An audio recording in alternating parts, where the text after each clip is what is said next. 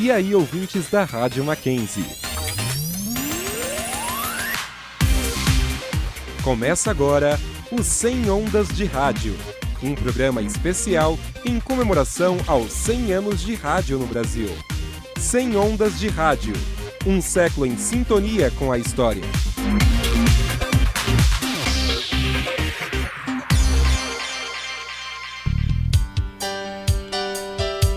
Sejam muito bem-vindos aos 100 anos de rádio. Eu sou a Esther Cassavia e quem apresenta o programa de hoje comigo é o Arthur Neves. E na bancada de hoje também temos a Júlia Groner para mediar a nossa conversa. Olá, Arthur. Oi, Ju. Oi, Teca. Oi, Arthur. Olá, Esther. Bom dia para você e bom dia para quem está nos acompanhando na Rádio Mackenzie. Hoje é segunda-feira, dia 21 de maio, data de mais um programa especial aqui na Rádio Mackenzie. Um programa que une Arquibancada Mac, Radar Mac, Crossover e o Entre Nós, para a comemoração dos 100 anos de rádio no Brasil. E para comemorar, não vão faltar curiosidades e tendências para o futuro desse veículo tão importante para nós. Gente, fiquem ligadinhos que está começando agora o 100 Ondas de Rádio. Bom, vamos para a nossa entrevista de hoje? Vamos embora! Nessa edição a gente vai conversar com o Luiz Nascimento. Ele é jornalista formado pela Universidade Presbiteriana Mackenzie. Hoje é coordenador da rede de 38 afiliadas da rádio CBN, espalhadas em todo o país. Ele também é colunista do Globo Esporte e cineasta do Acervo da Bola. Bom dia, Luiz! Bom dia, Esther. Bom dia, Júlia. Bom dia, Arthur. Obrigado pelo convite. Prazer enorme voltar ao Mackenzie depois de quase 10 anos. Esqueci de falar isso, ele é ex-maquenzista. Ele é ex-maquenzista. Meu Deus, gente. Luiz, qual que é a sua relação com o rádio? Já vamos começar assim. Você já se imaginava trabalhando com rádio desde que estudava aqui no Mackenzie? Ah, sim. Na verdade, foi o rádio que me aproximou do jornalismo e foi o futebol que me aproximou do rádio. Porque eu sou torcedor da Portuguesa. Não é muito simples, eu costumo brincar que eu sou sofredor da Portuguesa, né? Então, para acompanhar a Portuguesa, sempre foi muito difícil. Ainda mais quando eu era criança, não passava nenhum jogo na TV, você não tinha na internet muito fácil para você acompanhar os jogos, mas tinha uma equipe de rádio que cobria todos os jogos da Portuguesa, aqui em São Paulo. Então, o meu único caminho era ouvir essa equipe de rádio. E eu ouvia um programa todos os dias, 1 hora sobre Portuguesa. E eu comecei a ouvir rádio por causa disso. Tanto que aos 10 anos, eu lembro que meus pais me perguntaram o que eu queria de presente de Natal.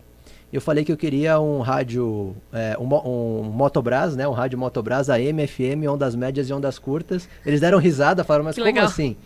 E eu passava os finais de semana ouvindo rádio, e eu colocava lá em ondas curtas, ondas médias, e buscando umas rádios, às vezes sintonizava até rádio de fora e tudo mais. E eu comecei a me aproximar do jornalismo pelo rádio. E aí fui crescendo, não só futebol, outras coisas. Eu cresci muito com as minhas avós, e minhas avós adoravam ouvir ali Correia, Gil Gomes, Zé Bétio. E eu pequenininho cresci ouvindo aquilo. E desde essa época eu pensei, não, eu quero fazer jornalismo porque eu quero trabalhar em rádio. Mas quando eu estudava aqui, eu não tinha uma noção clara de que eu ia trabalhar em rádio. Eu falava, rádio é uma das possibilidades, esse meio é tão restrito, é tão complicado e tudo mais. Mas acabei por aqui me encaminhando, fazendo, né, disciplina de rádio até mais do que deveria. A gente tinha uma oficina optativa aqui. E eu lembro com a professora Lenise, né? Com a professora Lenise Vilaça. E eu lembro que eu fiz acho que 4 ou 5, assim. Eu fiz o máximo que dava para fazer. E dei aí a sorte de, no último ano da faculdade, entrar como estagiário na CBN. E aí começou a minha trajetória, de fato, mesmo profissional com o rádio. A gente ia puxar até esse caso da trajetória. Eu vou puxar agora, né? Quando que você começou a trabalhar, né, no segmento da rádio e como foi essa sua trajetória pelo veículo? Eu estava no meu último ano, no penúltimo ano, na verdade, da faculdade, e eu não consegui um estágio antes porque eu tinha feito PIBIC aqui, bolsa, iniciação científica e tudo mais, e aí para você ter bolsa não podia ter estágio, aquela coisa toda, e também foi uma coisa muito intensa. Então, naquele penúltimo ano, no fim do ano, eu precisava arrumar um estágio. No último ano, né? E eu fora brinco que tem a questão das horas complementares que você tem que ter para você se formar. Bater todas, né? Exatamente. E aí eu precisava conseguir um estágio. Eu estava em vários processos seletivos naquele penúltimo ano. E eu lembro que foi declinando um a um, assim, né? Do que eu estava participando. E um dos que eu participei foi do Sistema Globo de Rádio, que era um estágio para a CBN e para a Rádio Globo, né? Os dois no Sistema Globo de Rádio.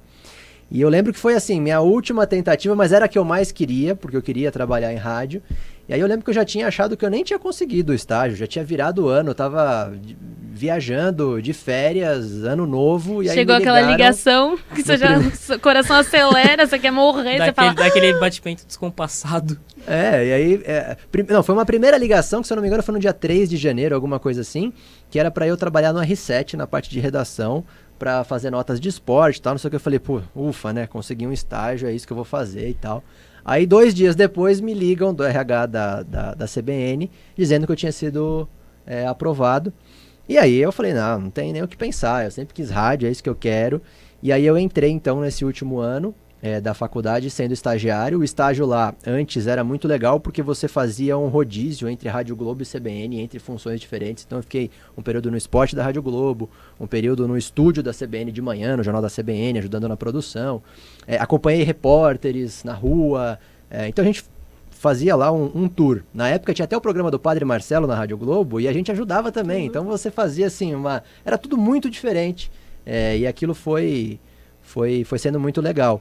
E aí eu acabei ficando depois de um ano como trainee, aí fui contratado e eu fui produtor, fui redator, fui repórter, fui apurador, acabei indo para a chefia de reportagem, eu fiquei 1 ano e meio na chefia de reportagem, e aí um pouquinho antes da pandemia eu virei coordenador de afiliadas da CBN, que é para cuidar da rede da CBN, que a CBN tem 4 emissoras próprias e 38 afiliadas, e aí precisa de alguém que faça esse meio de campo, né, entre as afiliadas e a rádio, abrir a afiliada, fechar a afiliada, e aí como eu acabei já virando um veterano de lá por 10 anos. Conhecia pouco a CBN. Fez pouca coisa. 10 anos, eu queria até te perguntar essa questão, porque você foi estagiário lá, né, estagiário na rádio. Como que é ser estagiário em rádio? Porque como eu estagio em TV, e eu acho que a maioria, né, acaba estagiando em TV, como que é trabalhar lá? É no switcher que você ajuda? Como que é? Marcação de entrevistas? Como que funciona? Basicamente, assim, você faz tudo o que é possível fazer fora do ar. Então, tudo que é possível você fazer sem estar com o microfone ali na sua frente, você faz. E no finalzinho do estágio, você começa a ter contato com o microfone também. Mas principalmente produção. Então tem o Jornal da CBN toda manhã, das 6 da manhã, às 9h30, com o Milton Jung, com a Cássia Godoy. O estagiário ele é fundamental, porque se acontece alguma coisa de última hora, claro que o programa que vai ao ar logo cedo, ele é produzido no dia anterior. No dia anterior você já tem que marcar as entrevistas, porque você não vai conseguir 6 da manhã, 2, 3 entrevistas para o programa. Mas às vezes cai uma entrevista, você precisa conseguir outra. Acontece alguma coisa, uma catástrofe, um acidente, alguma notícia da política e você precisa ir atrás. O estagiário está dentro do estúdio, do lado do produtor, e ele está ali ajudando o cara a conseguir contatos, né? Eu sempre uso como exemplo quando houve a queda do avião da Chapecoense. Nessa época, eu era produtor do Jornal da CBN e tinha um estagiário do meu lado. E naquele dia nós derrubamos a programação inteira da rádio, tudo, todos os quadros, intervalos, tudo. Nós ficamos das 5 da manhã ao meio-dia só tratando daquilo e só com entrevistas ao vivo. E o estagiário aquele dia, ele ficou assim, claro, de um lado ele ficou assustado, né, e impactado, porque foi uma cobertura muito difícil, mas por outro ele ficou assim em êxtase, porque ele praticamente virou produtor do meu lado. Então a gente tinha ali uma lista que vinha do presidente da República do Brasil até o faxineiro da Chapecoense, exatamente. E ele ligava do mesmo jeito que eu ligava. E vamos conseguindo. Ele conseguiu o prefeito que falou, a primeira rádio que falou foi com a gente, que ele estava aqui, não voou naquele avião, conseguimos gente até lá, né? Eu acho que isso é o mais legal do jornalismo, né? Porque você nunca sabe o que você pode esperar. Você vai acordar um dia e falar assim, nossa, hoje eu vou cobrir vou cobrir o jogo da Chapecoense. Aí cai o avião, você não tá esperando por isso. Aí você tem aquele... Você tem que saber se virar, né? Tem que saber se virar nos 30, gente, que coisa. E até aquela ideia, né, também de, mais um dia de trabalho padrão. Na verdade, não existe trabalho padrão. Todo dia é um dia diferente. E aquela coisa do rádio, você tem que ter jogo de cintura tanto dentro quanto fora do ar, né? Então, nesse dia, por exemplo, eu chegava na rádio 2 da manhã. Eu trabalhei 2 anos na madrugada nessa produção. E a notícia começou a pipocar, sei lá, umas 3 da manhã, 3 e pouco da manhã. O que você faz nesse horário? Aí você começa a ligar para rádios lá de Chapecó, rádios do Sul e tal. Então você tem que se virar. Mas isso se replica, assim, em várias outras situações. Então a personalidade morre, alguma decisão de governo que sai na calada da noite. Você tem que se virar. E a gente brinca que no rádio o improviso acaba sendo importante, porque qualquer minutinho, né, com silêncio ali é uma eternidade, né? Mas fora do ar a gente também precisa ter esse tipo de jogo de cintura. E é legal você estagiar em rádio por isso, porque você acaba ganhando esse jogo de cintura, muitas vezes te ajuda na TV, te ajuda em qualquer outro veículo que você vai trabalhar, né? Mas também o rádio, ele te dá muita abertura para esse jogo de cintura, não é? Às vezes na TV é muito quadrado, é muito aquilo. Sim, tanto que, assim, a gente fala que existe uma facilidade muito maior do profissional de rádio entrar na TV do que o profissional da TV entrar no rádio. Primeiro por essa questão de formato, mas segundo porque no rádio você precisa ter esse dinamismo, né, enquanto você está apresentando. Na televisão você tem muito mais recurso, inclusive de imagem, que te ajuda, que te apoia. Muitas vezes você tem ali o teleprompter para tudo que você vai dizer se você vai apresentar um programa. No rádio tem uma noção que as pessoas têm, que é um pouco enganosa, de que o rádio é totalmente improviso. Então o cara abre o microfone lá de manhã e ele fica lá 1 hora e não tem nada escrito. Pelo contrário, tem muito texto em rádio, e o texto em rádio é importante porque ele é totalmente diferente do texto em TV e totalmente diferente do texto do impresso, do que você vê em portal, em jornal e tudo mais. Se você começar a falar no rádio ou ler um texto do jornal no rádio, você começa a embananar a cabeça do seu ouvinte. Porque na escrita você consegue voltar na tua frase, você consegue voltar e você compreender. No rádio a linguagem tem que ser completamente ordem direta, frases curtas, você tem que usar termos completamente claros. O texto é importantíssimo, porque muitas vezes você vai improvisar e você não consegue passar aquilo, a mensagem como você deveria. E uma dificuldade, no rádio, como em qualquer coisa no jornalismo, você precisa do lead. Então, mesmo no improviso, você tem que conseguir colocar o lead ali. Você tem que ter na sua cabeça formada toda a estrutura de um lead. Claro, com experiência você vai pegando um pouco o jeito. Adquirindo. Mas assim, eu falo para vocês com certeza, 90% de radiojornalismo é texto. Os 10% são improvisos, que muitas vezes é necessário, é importantíssimo, mas assim, quem trabalha, por exemplo, com operação de áudio sabe, é importantíssimo o âncora que saiba improvisar. Porque muitas vezes dá um problema, sei lá, no software da rádio, ou dá um problema qualquer aqui que as pessoas precisam correr para fazer alguma coisa, o cara precisa segurar. E muitas vezes você tem que falar pro locutor, segura aí até, sei lá, 12:30 e o cara tá em 12:25. Ele tem que segurar. Então tem um pouco disso, não tem um outro recurso ali que vai ajudar ele, né? E tem que ter um super repertório também para você conseguir segurar se estiver sozinho, principalmente. Não deve ser fácil. Deus. Por isso que a gente fala que assim, o profissional que tem experiência em rádio, ele acaba se adaptando melhor na TV, porque ele precisa ter esse repertório no rádio. Então quando ele vai pra TV, pra ele fica muito mais à vontade, porque ele ali já tem muito mais, né, apoio. Sim, a estrutura até, né? mesmo de produção na TV é maior do que no rádio. Então é diferente. A gente tem uma experiência na CBN muito interessante, que no ano passado o Rodrigo Bocardi, que é o apresentador do Bom Dia São Paulo, ele começou a apresentar um programa na rádio. E ele próprio começou a conversar com a gente falando do quanto ele estava achando incrível trabalhar em rádio e difícil trabalhar em rádio. Porque ele tem um programa de 3 horas. E assim, uma coisa é você apresentar de manhã com teleprompter, com quadro, com imagem, o repórter que está lá, tal. Outra coisa é você estar no rádio. E uma coisa é você estar ali com o seu programa no script, outra coisa é você estar no ar, no rádio, de repente acontece alguma coisa, você tem que entrevistar o presidente da República, o governador. E é você ali. Então, quer dizer, o que você falar ali já era, entendeu? Então, você precisa ter esse repertório, precisa ter essa desenvoltura. E uma coisa que também ele comenta sempre, e pessoas que vêm da TV comentam, que ficam muito impressionadas com a participação do ouvinte, do público. Na TV você não tem tanto essa proximidade. No rádio está com o WhatsApp ligado ali, você falou, em 10 segundos já tem uma chuva de mensagens. A sua proximidade com o ouvinte ela é muito maior. Nossa, que legal, né? O pessoal gosta bastante. E você também falou que você começou a ouvir rádio por causa do futebol.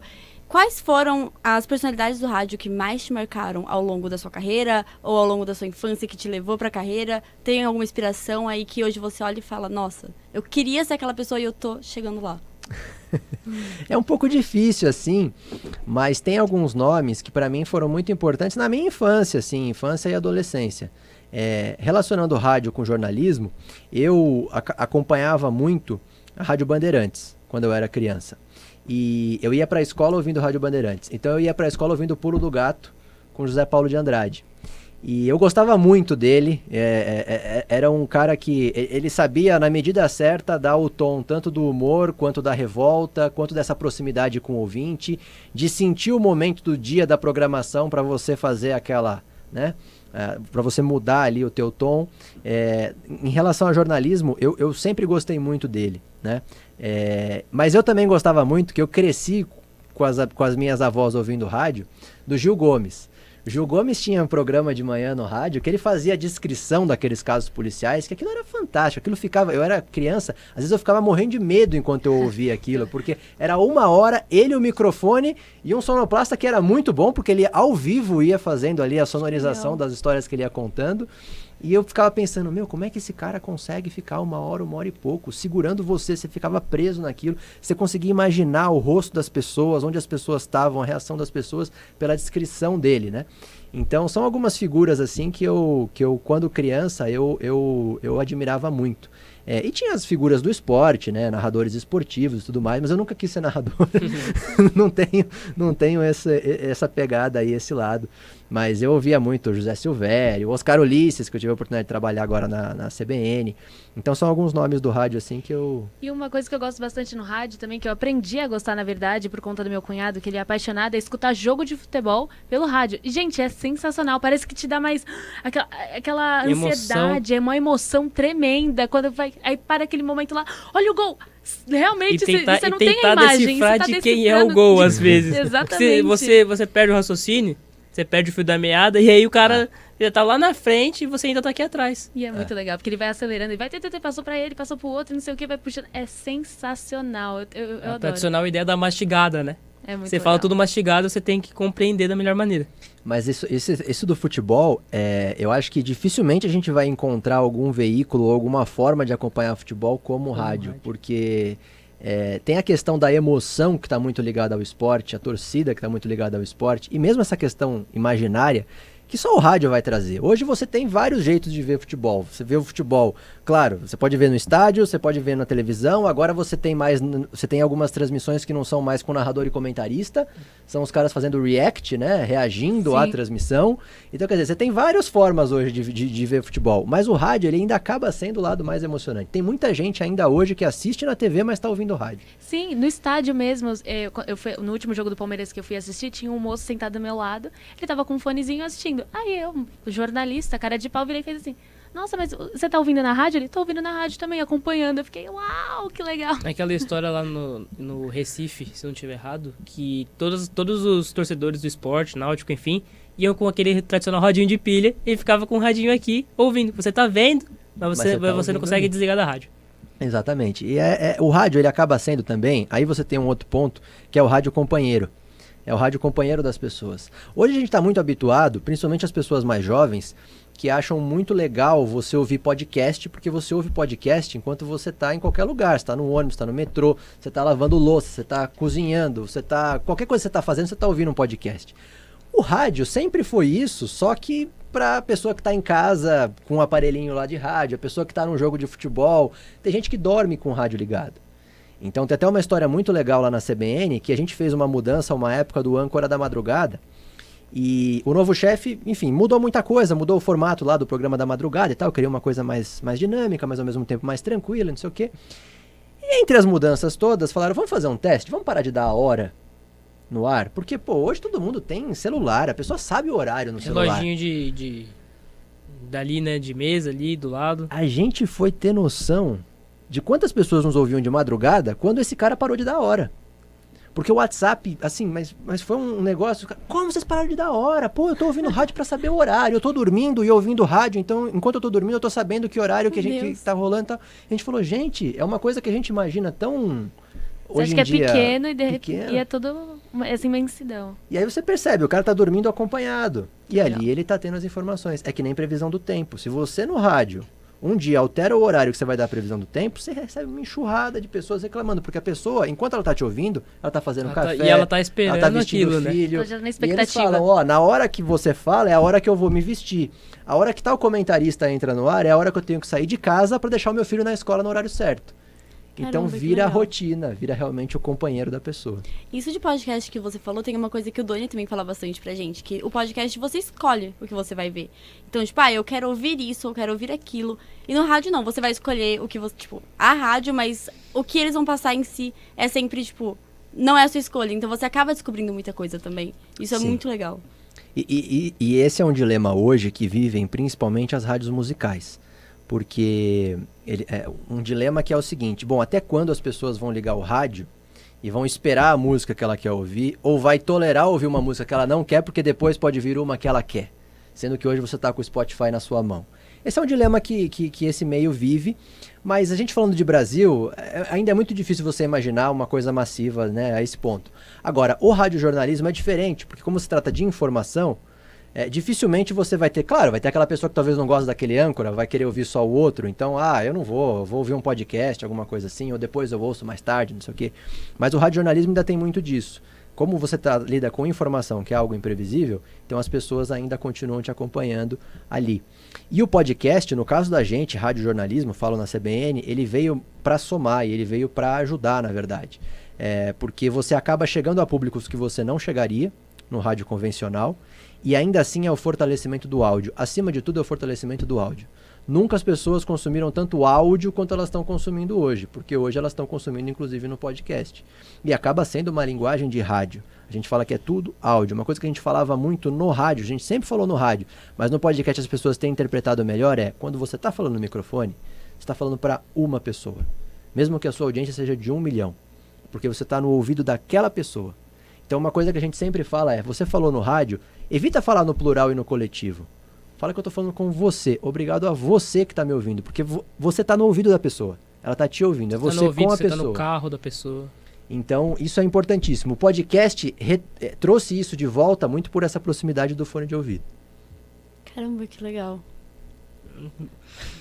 E como que é pra você trabalhar em uma emissora de rádio tão importante como é a CBN?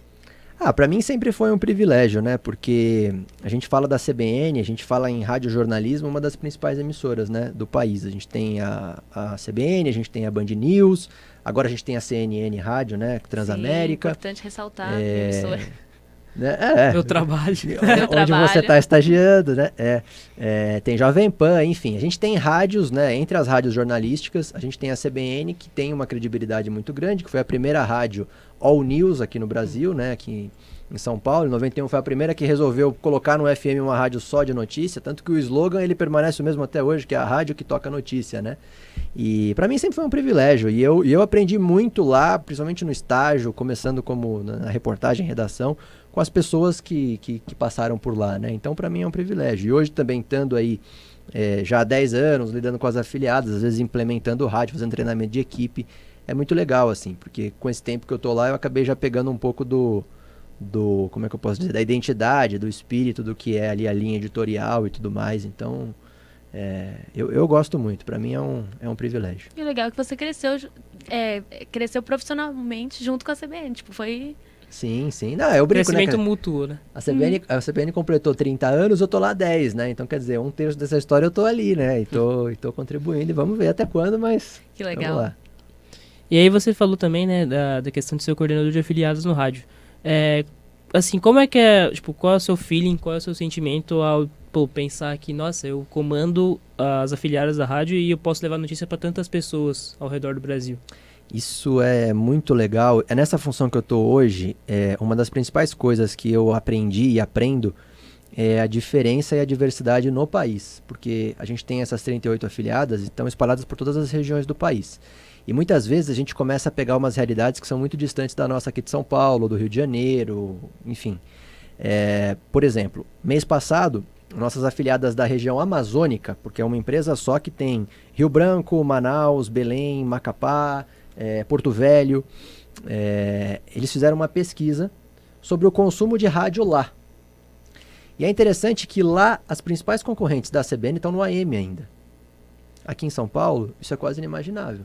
Hoje você tem 2, 3 rádios AM, se for levar em conta religiosa ainda com alguma força, mas muito pouco. Hoje aqui você precisa estar no FM para sobreviver praticamente. E lá, 90% das pessoas consomem o rádio num aparelhinho de rádio. Ainda.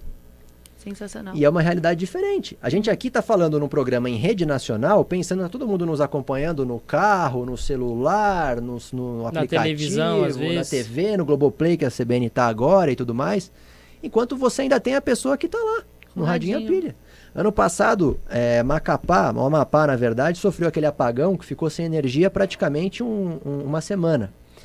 Só a CBN ficou no ar lá, porque a CBN lá é uma parceria com a TV. Então eles tinham gerador, e o gerador conseguiu manter no ar. Mas não adiantava eles fazerem a TV, porque ninguém estava com a TV ligada.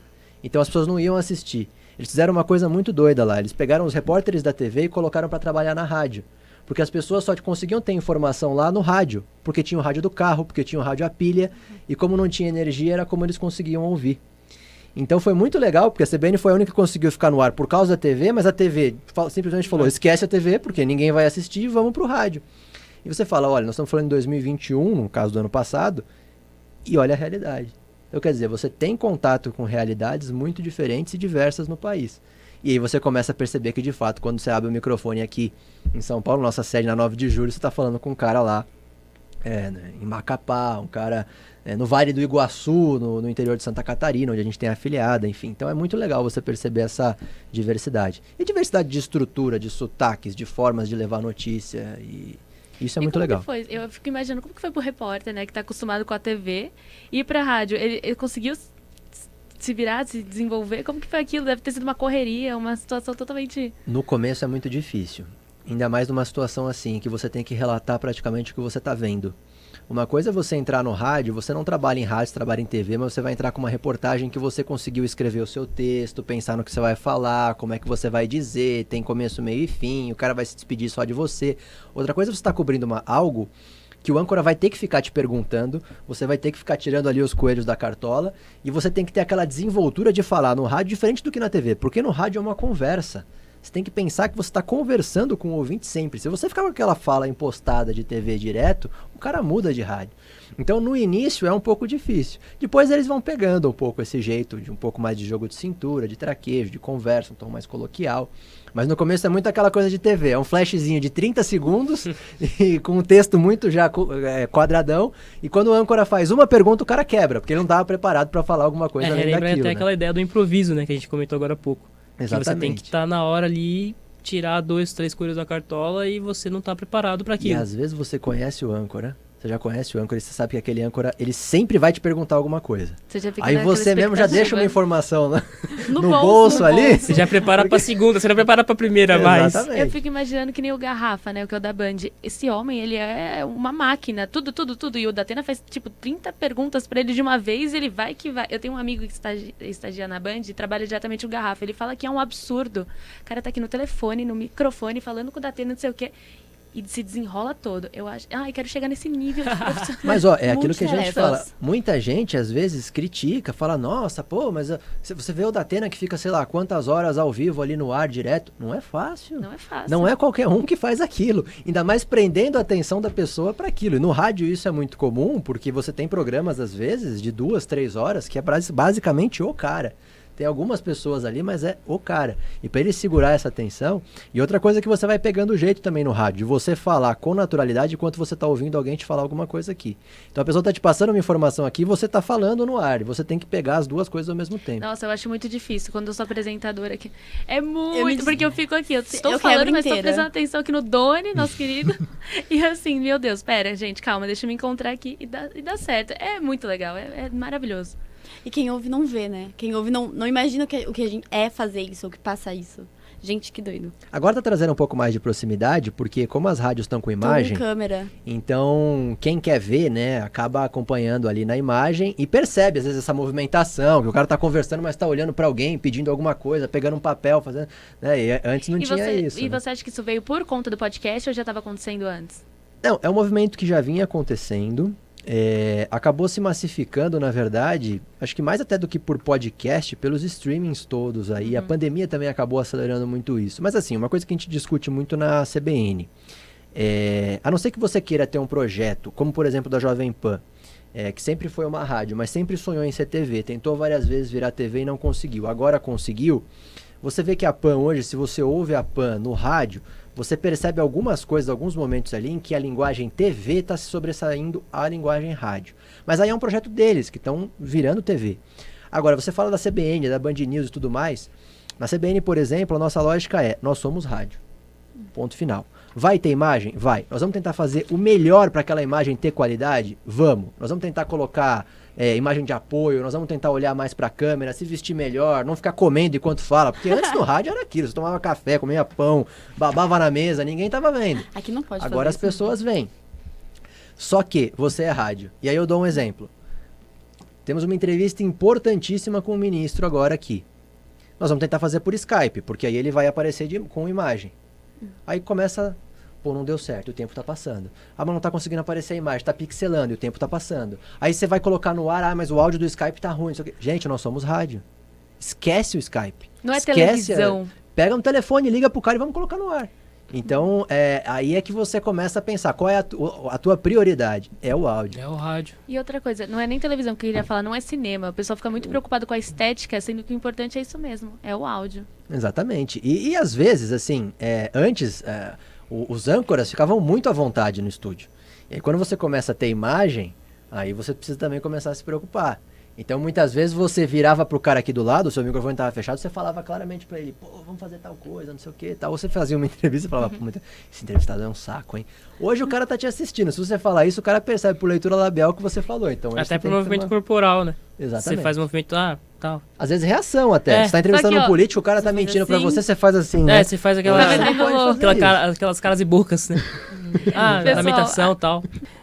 Luiz, a gente sabe, né? Você falou anteriormente que você é um grande torcedor da Portuguesa. Torcedor, sofredor, enfim. Como é que foi pra você, né, trabalhar no blog do seu time do coração? Assim, tentar trazer a ideia do blog, né, do jornalismo, mas sem omitir a paixão. Isso é... eu lembro que até antes de eu entrar na faculdade, um ano antes de eu entrar na faculdade, eu criei um blog, na época Blogspot, né, que tinha. Eu criei lá, Sangue Rubro Verde, né? E eu comecei a escrever, assim, escrever o que eu achava. Como eu ia em todos os jogos da Portuguesa, eu escrevia o que eu achava lá da Portuguesa. Era uma coisa muito opinativa, de desabafo, de criticar jogador, técnico, não sei o quê. Aí eu entrei na faculdade, eu acabei sendo convidado para um portal de blogs que chamava Canelada, que tinha um cara um torcedor para cada clube, escrevendo sobre aquele clube. E eu comecei a escrever lá, e aí como eu já estava na faculdade, eu fui mudando um pouco a forma de abordar o negócio. Uma forma um pouco mais distante, um pouco mais isenta, se é que dá para dizer uma coisa assim, né? E fazendo um trabalho nesse sentido. Aí acho que foi em 2014 que eu fui convidado pelo Globo Esporte para assumir o blog do torcedor da Portuguesa. O Globo Esporte tinha blog de todos os clubes. Na época a Portuguesa estava bem e tal, estava na Série A e tudo mais. E aí eu comecei a escrever lá. E aí lá já tinha que ter uma outra pegada. Só que aí eu já tinha saído da faculdade, eu estava trabalhando na CBN e tudo mais, e aí eu mudei de fato. Eu comecei a fazer uma coisa mais de cobertura mesmo, com muito mais cuidado, responsabilidade, dosando o lado passional com o lado informativo. E o Globo Esporte acabou com os blogs, acho que faz uns 3 ou 4 anos, e eu continuei como colunista da Portuguesa. Hoje, se você entra lá, ge.com/portuguesa, só tem texto meu, porque eles não tem mais setorista da Portuguesa, mas tem eu lá escrevendo toda semana, todo jogo sobre a Portuguesa. E hoje eu já trato de uma forma muito mais profissional, e eu acho importante isso. Não acho que ninguém é obrigado a falar o time que torce, mas eu não vejo problema nenhum. Eu acho que dá sim para você ser um profissional isento, correto, profissional, revelando o time que você torce. E se você fizer uma cobertura setorizada, como por exemplo eu acabo fazendo, que já faz muitos anos que eu escrevo lá, faz acho que 13 anos que eu escrevo sobre Portuguesa, nessa trajetória toda aí. Eu acho que hoje dá para... O próprio público, a própria torcida, ela já entende. Quando você coloca a sua emoção, quando você coloca o que é informação, quando você coloca o que é opinião. E quando você faz isso por muito tempo e de uma forma... Claro, tentando sempre ser profissional, as próprias pessoas já entendem. Pô, essa crítica que o cara fez, ele não fez porque ele gosta de A ou de B, ou não gosta de A ou não gosta de B. Pô, ele fez porque, de fato, eu já acompanhei ele há tanto tempo, já criticou esse, já criticou aquele, já fez aquilo. Então, tudo passa pela honestidade, pelo profissionalismo, pela isenção que você tem que ter em qualquer área que você fizer. Seja você cobrindo um clube só, que hoje está muito na moda, seja você trabalhando numa mídia aí que cobre, né, vários clubes e tudo mais. Eu acho importante. Até porque para você fazer uma cobertura esportiva sem nenhum tipo de emoção, quem é que vai te acompanhar? Futebol acaba sendo emoção. Mas você tem que saber dosar. Tem gente que eu acho que não acaba se perdendo um pouco nesse equilíbrio. Que nem no meu caso, se eu fosse cobrir esporte, eu ia ser muito emocionada pelo Palmeiras. Eu não consigo não me emocionar. Os outros eu ia criticar facilmente. Corinthians, principalmente, Flamengo, São Paulo. Sentar a mão, né? Pessoal, nossa, o pessoal que tá me ouvindo, você que está me ouvindo deve estar assim, nossa, não fala do meu time. Mas do Palmeiras é muito difícil criticar. Tudo pra mim tá lindo. Oh, que horror, não pode, né? Que é isso? Então, Alguma hora vai ter que ter alguma coisa ruim, né? E aí você não vai poder falar porque... O Tite não convocar o Rafael Veiga pra Copa. Aí, ó, já começou a corneta. Já começou o passional já. Amiga, segura, né? Não tá nem perto da Copa ainda.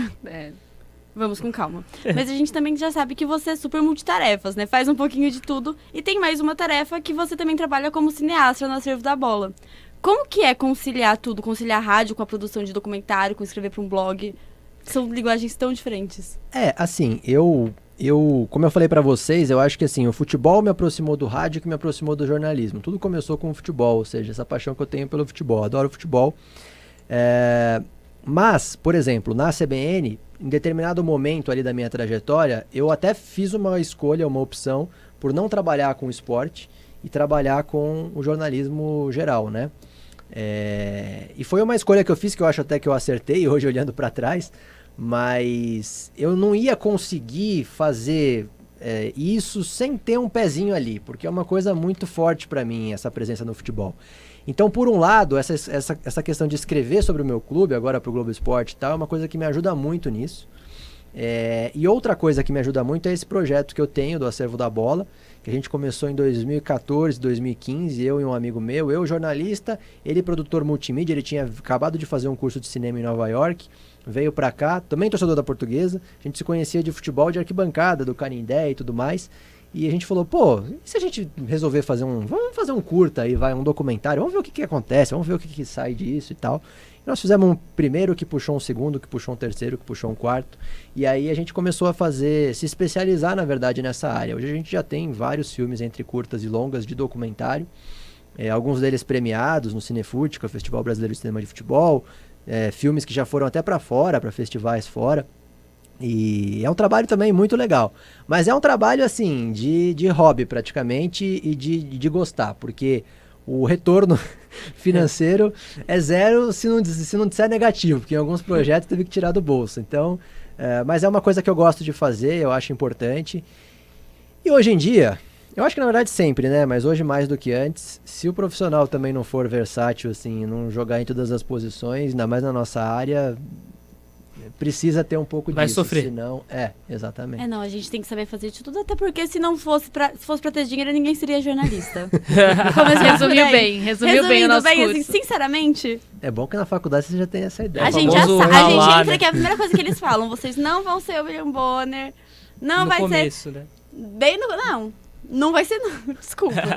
Mas, por exemplo, se você de fato assim, gosta do que você faz em termos de comunicação, eu acho que sempre tem uma possibilidade de você tentar fazer alguma coisa, não que vai ser o seu carro-chefe, a coisa principal, mas você fazer alguma coisa que de fato você goste, satisfaça. No meu caso é isso, assim, às vezes satura, porque é muita coisa, é muito trabalho, você fica sem, né, o que fazer, sem tempo praticamente. Mas é importante. 2020, por exemplo, foi o ano do centenário da Portuguesa. A Portuguesa fez 100 anos. Teve 520 projetos, eu participei de 521.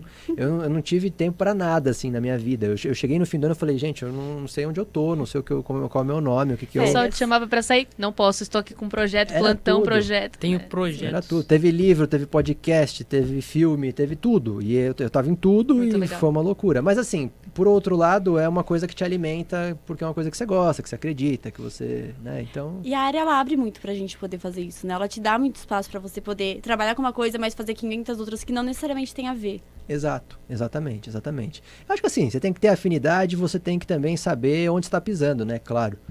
Porque também a gente não pode romantizar o excesso de trabalho. Mas quando é uma coisa que você gosta, aí eu acho que é legal, aí eu acho que pode ser uma coisa bacana. Ainda mais no meu caso, que assim, eu não me vejo sem fazer alguma coisa relacionada a esporte. Então, como na rádio, por exemplo, eu não consigo fazer isso, esses meus outros projetos e outras frentes aí ajudam muito. Muito legal. E agora, pra terminar daquele jeito, um pouco difícil, hein? Como você resume rádio em uma palavra? Nossa. Como eu resumo o rádio em uma palavra? Sim. Caramba.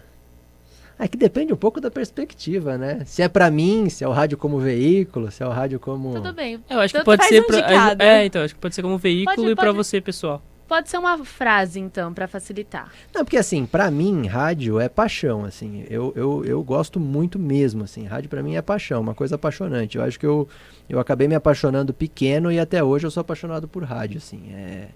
Agora, se a gente for pensar no rádio no geral, eu acho que o rádio, ele é... como é que eu posso dizer?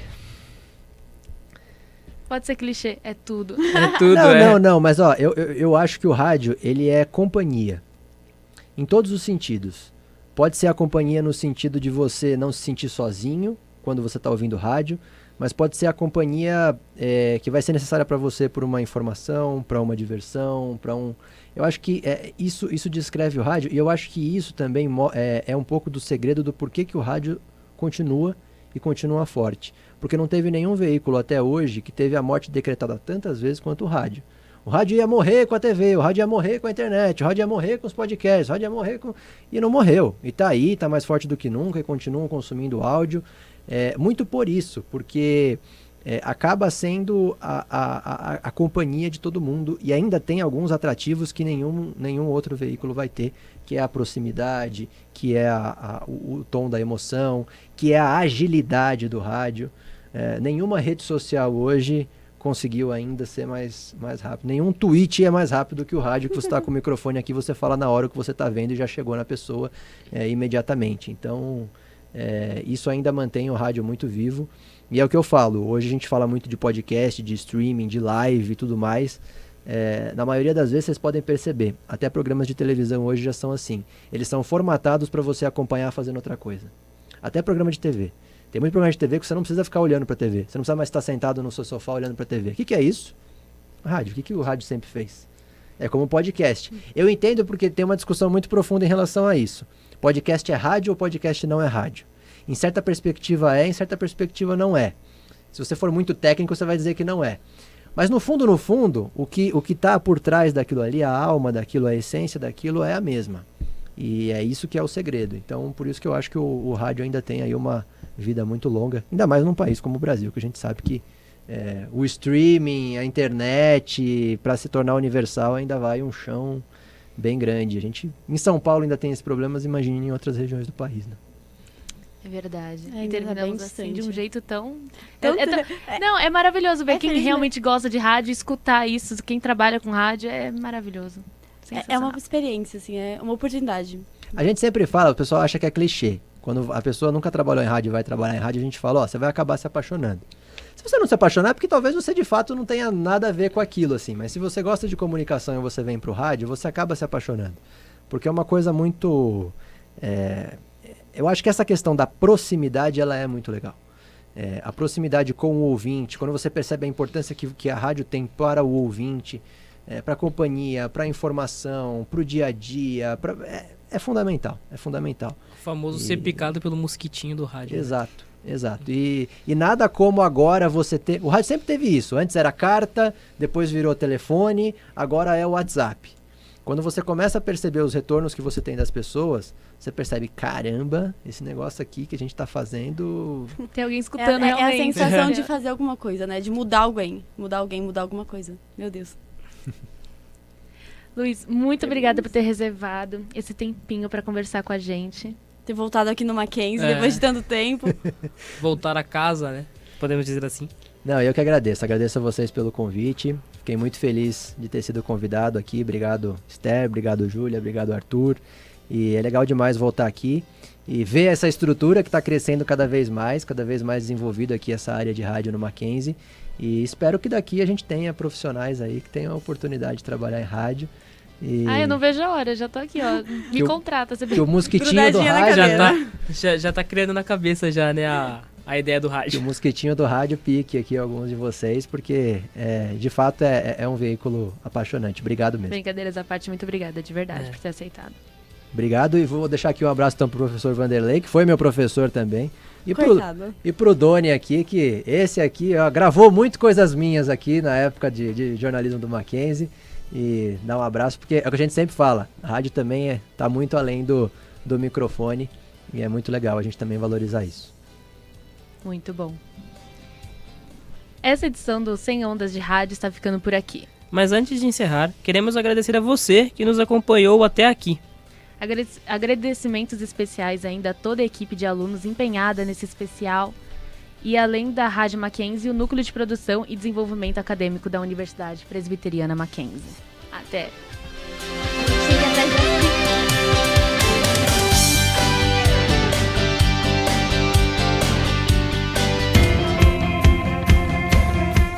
O programa 100 Ondas de Rádio é uma produção dos alunos do Mackenzie em parceria com o Núcleo de Produção e Desenvolvimento Acadêmico da Universidade Presbiteriana Mackenzie. Produção executiva Rádio Web Doni Paruti. Direção de imagens Emerson Canoa. Supervisão do professor Vanderlei Dias.